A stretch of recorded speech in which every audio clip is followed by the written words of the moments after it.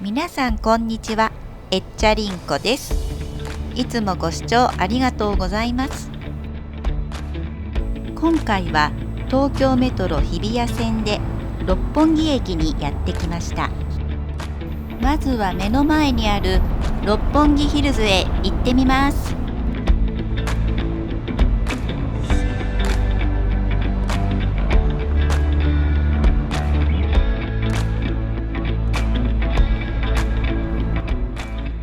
中心的な存在の高層オフィスビルには美術館、展望台も入っています。ホテル、ショップ、レストラン、マンションもあり、リッチな大人の街です。六本木ヒルズはちょうど今から20年前の2003年にオープンしました。下にある毛利庭園に降りていきたいと思います。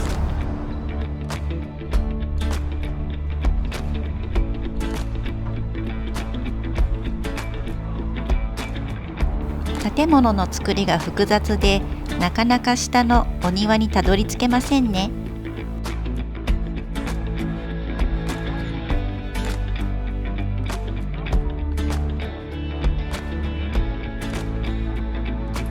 目の前にあるガラスの建物はテレビ朝日の本社です。前身の日本教育テレビが開局したのは1959年です。江戸時代、ここには毛利家のお屋敷がありました。1703年には赤穂浪士の10人がここで切腹しています。その約150年後には陸軍大将となる乃木希典がこの地で生まれています。1952年から1974年の間は日課ウイスキーの東京工場がここにありました。テレビ朝日は1977年にこの土地を取得しました。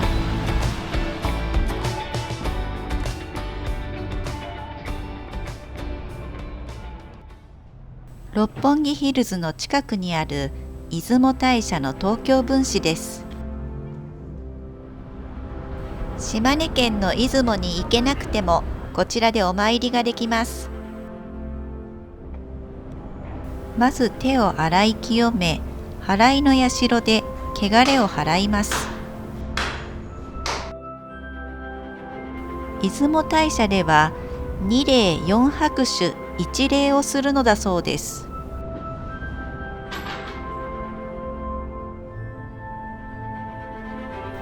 お参りを済ませて次に向かうのは国立新美術館です。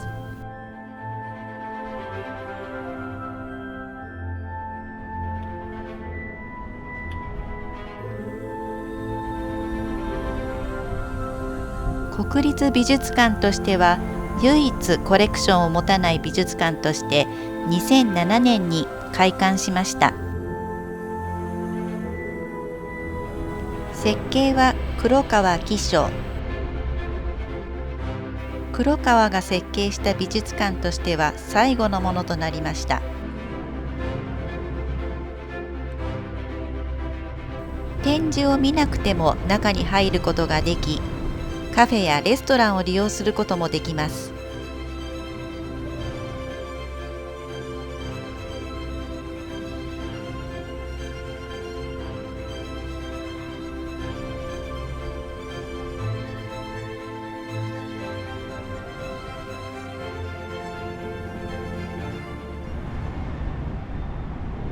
乃木坂を下り、次に向かうのは乃木神社です。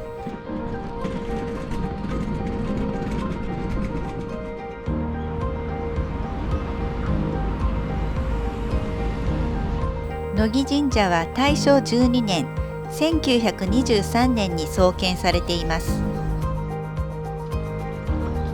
陸軍大将の乃木希典とその妻静子がお祭りされています。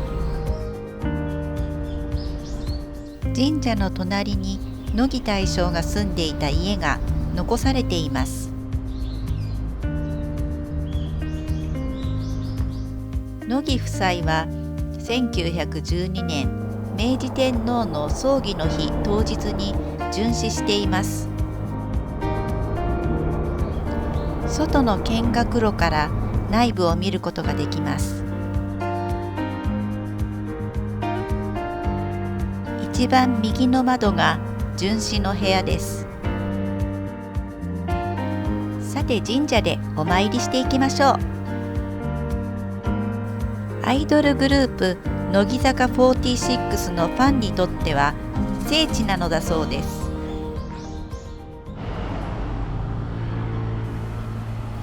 最後にやってきたのは東京ミッドタウンです。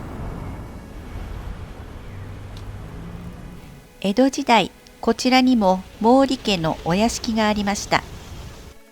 そして明治時代には陸軍の駐屯地になりました。戦後はアメリカ軍の施設となり、その後日本に返還されると防衛庁が置かれました。約400年間、一般には閉ざされた土地だったのです。東京ミッドタウンがオープンしたのは2007年。こちらも高級なお店やホテル、美術館などがあります。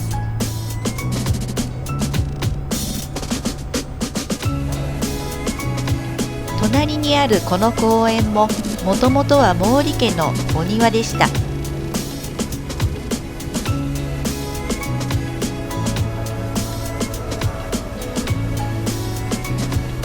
今回は昼間の六本木の風景を切り取ってみました。夜の街としての六本木には戦後のアメリカ軍やテレビ局の歴史が影響しているようですね。さてさて、駅に戻って少し遅めのお昼ご飯にします。